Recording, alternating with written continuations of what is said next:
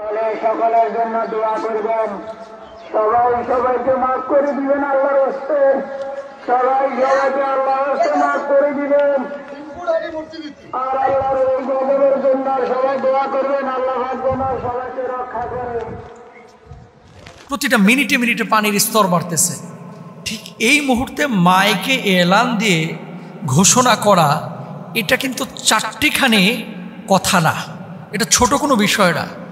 ওই পরিস্থিতিতে যারা ছিল বা আছে তারা জানে যে এটা কত কঠিন মুহূর্ত। ডুবে যাওয়ার আগে মাইকে ঘোষণা করা হয়েছে যে সবাই সবার কাছে আমরা ক্ষমা চাই, আল্লাহর কাছে মাপ চাই, মানুষের কাছেও মাপ চাই, সবাই সময়কে ক্ষমা করে দেই। আচ্ছা, এরকম একেবারে উন্মুক্তভাবে মাইকে এলান কোন সিচুয়েশনে, কোন পরিস্থিতিতে একজন মানুষ করতে পারে আপনারা কি বুঝেন? এরকম সিচুয়েশনটা, এই যে মাইকে যে এলান করতেছে যে সবাই সবাইকে মাফ করে দেন, সবাই সবার কাছে ক্ষমা চান, বাপ সন্তানের কাছে, সন্তান বাবার কাছে, প্রতিবেশী প্রতিবেশীর কাছে, হ্যাঁ, বৌমা তার শাশুড়ির কাছে, শাশুড়ি তার বৌমার কাছে, ভাই ভাইয়ের কাছে, বোন বোনের কাছে, উন্মুক্তভাবে এভাবে ক্ষমা চাওয়া।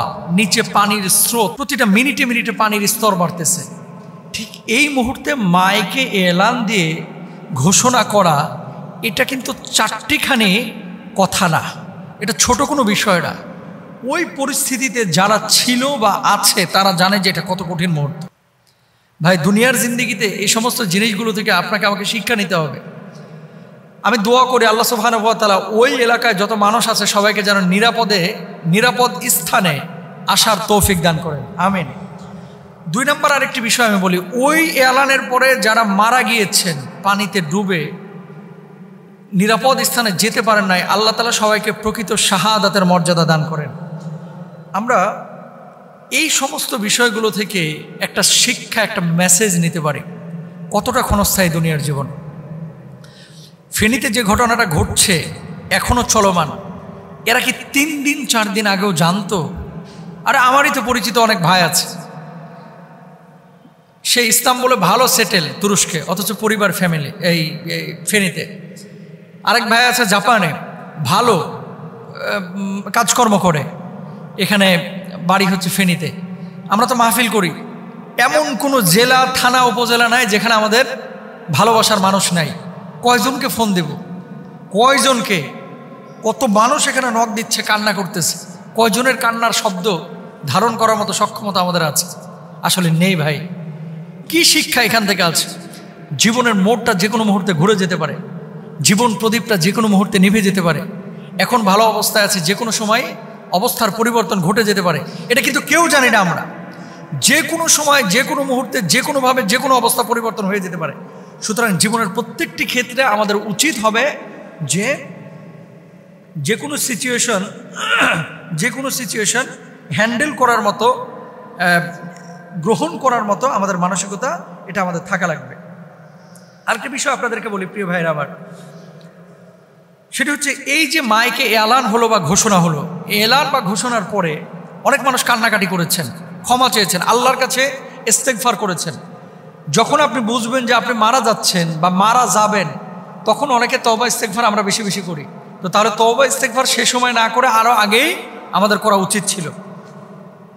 রূহ যখন গলার মধ্যে চলে আসে তখন কিন্তু তওবা ইস্তেগফার আর কবুল হয় না। তারপরে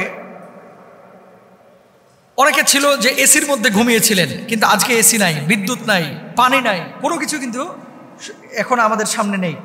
তারপরে দেখেন আমাদের ভাইয়েরা যারা স্বেচ্ছাসেবক হিসাবে ঢাকা থেকে আপনার গিয়েছে, এলাকায় গিয়েছে, এই ভাইয়েরা পর্যন্ত অনেকে বিপদে পড়ে গেছে, যাওয়ার আগে কখনো ফিল করে নাই যে আসলে এরকম এতটা ভয়াবহ মুহূর্ত। চট্টগ্রাম এবং কুমিল্লা হাইওয়ের যে রাস্তাটা, এই রাস্তাটা পুরো এখন ব্লক, এখানে গাড়িকে পর্যন্ত ভাসিয়ে নিয়ে চলে যাচ্ছে। তার মানে কতটা ভয়াবহ মুহূর্ত। 25-30 কিলোমিটার স্পিড বোর্ডে নিয়ে গেছেন, নিয়ে যাওয়ার পরে তারা যে ব্যাক করবেন এই সময়টা আর পাচ্ছেন না। এই জন্য বাংলাদেশে অতীতে অনেক বিপর্যয় আমরা দেখেছি, অন্য বিপর্যয় আর এই বিপর্যয়টা ভাই এক না।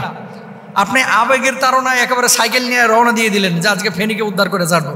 আবেগের তাড়নায় আপনি একটা ওই যে কি বলে তরকারি বহন করে যে ছোট ছোট পিক আপ, এটা নিয়ে 5 জন মিলে রওনা দিয়ে দিচ্ছেন ফেনীকে উদ্ধার করবেন। এগুলো আবেগ বেশি ভালো না, সিস্টেমেটিক কাজ করতে হবে। হেলিকপ্টার দিয়ে যেখানে পারতেছেন আপনি কিভাবে পারবেন? তাহলে আপনাকে কি করতে হবে? যারা সমন্বিতভাবে কাজ করতেছে তাদের সাথে ইনভলভ হতে হবে এবং তাদের সাথে কাজগুলোকে আঞ্জাম দেওয়ার চেষ্টা করতে হবে।